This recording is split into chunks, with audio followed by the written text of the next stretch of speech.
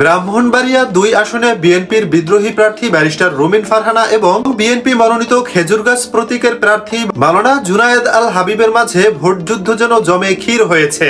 কে কার থেকে কতটা এগিয়ে আছেন এবং কার সম্ভাবনা কতটুকু তা নিয়ে সে এলাকার জনগণ কি বলছেন এবং পরিসংখ্যানই বা কি বলছে তা নিয়েই থাকছে সম্পূর্ণ প্রতিবেদন। ব্রাহ্মণবাড়িয়া ২ আসনটি দেশের আলেম ওলামাদের কাছে ব্যাপক পরিচিত। এই আসন থেকে ২০০১ সালের নির্বাচনী ৪ দলীয় জোট থেকে সংসদ সদস্য হয়েছিলেন বিশিষ্ট আলেমে দ্বীন মুফতি ফজলুল হক আমিনী রহমাতুল্লাহ আলাই। এবারের নির্বাচনেও বিএনপি জোট থেকে মনোনয়ন পেয়েছেন একজন আলেমে দ্বীন, তিনি মাওলানা জুনায়েদ আল হাবিব। মুফতি আমিনীর এক সময়ের সহচর এই আলেম বর্তমানে জমিয়তে উলামায়ে ইসলামের কেন্দ্রীয় সভাপতি, হেফাজতে ইসলামেরও প্রভাবশালী নেতা। ওয়াইজ হিসেবেও দেশে বিদেশে রয়েছে অনেক পরিচিতি। বিএনপি এবার জমিয়তকে যে ৪টি আসন ছাড় দিয়েছে এর মধ্যে একটি ব্রাহ্মণবাড়িয়া ২। বিএনপির ঘাঁটি হিসেবে পরিচিত আসনটিতে দলটির সমর্থন পেলে সংসদে যাওয়ার পথ অনেকটাই পরিষ্কার। তাছাড়া আওয়ামী লীগের অনুপস্থিতি এবং জাতীয় পার্টির নিষ্ক্রিয়তা সেটা আরো ত্বরান্বিত হওয়ার কথা ছিল, তবে মাওলানা জুনায়েদ আল হাবিবের ক্ষেত্রে সেটা হচ্ছে না। এর বড় কারণ বিএনপির মনোনয়ন বঞ্চিত দলটির কেন্দ্রীয় নেত্রী এবং টকশোর আলোচিত মুখ ব্যারিস্টার রুমিন ফারহানা এখানে স্বতন্ত্র নির্বাচন করছেন। অনেক বছর ধরে আসনটিতে তিনি কাজ করে আসছেন এবং এ আসনে তিনি শক্তিশালী প্রার্থী।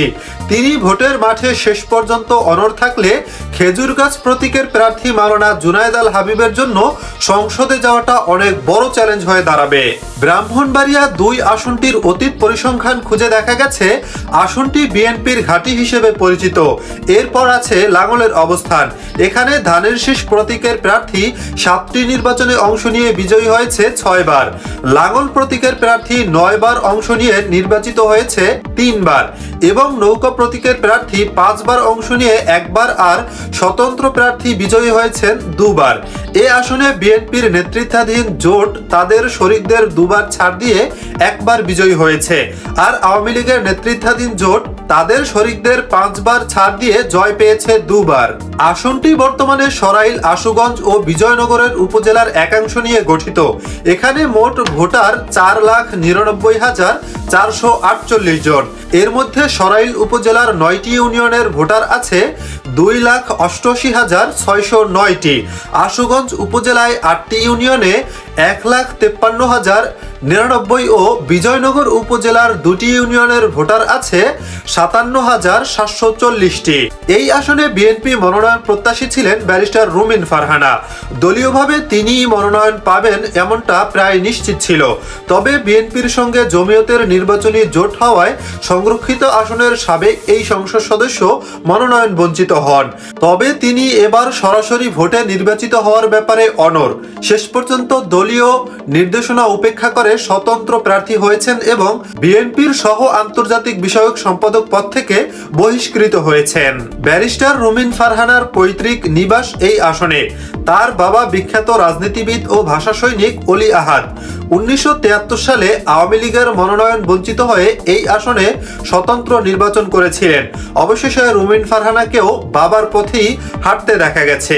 মাওলানা জুনায়েদ আল হাবিবের সঙ্গে রুমিন ফারহানার বাকযুদ্ধ ইতোমধ্যে বেশ জমে উঠেছে। জাতীয় রাজনীতিতেও এটি আলোচনার কেন্দ্রবিন্দুতে রয়েছে। রুমিন ফারহানা তার প্রতিপক্ষ প্রার্থীকে রোহিঙ্গা হিসেবে আখ্যায়িত করেছেন। এর কারণ হিসেবে তিনি বলেছেন, জুনায়েদ আল হাবিবের বাড়ি ব্রাহ্মণবাড়িয়া সদর থানায়, তিনি এখানে বহিরাগত, এজন্য বাহিরের কাউকে নির্বাচিত না করতেও তিনি এলাকাবাসীর প্রতি আহ্বান জানান। এখন দেখার বিষয় শেষ পর্যন্ত তাদের মধ্যকার যুদ্ধে কে বিজয়ী হয় এবং বিএনপি এখানে কি ধরনের কঠোর সিদ্ধান্ত গ্রহণ করে। এ ব্যাপারে আপনাদের মতামত অবশ্যই কমেন্টে লিখে পাঠাবেন। প্রতিনিয়ত এ ধরনের রাজনৈতিক সংবাদ পেতে আমাদের চ্যানেলটি সাবস্ক্রাইব করে আমাদের পরিবারের সদস্য হতে পারেন। এবারের মতো এখানেই বিদায় নিচ্ছি। শীঘ্রই দেখা হবে নতুন কোনো ভিডিও নিয়ে। ততক্ষণ সকলে ভালো থাকুন, সুস্থ থাকুন। আসসালামু আলাইকুম ওয়া রাহমাতুল্লাহি ওয়া বারাকাতুহু।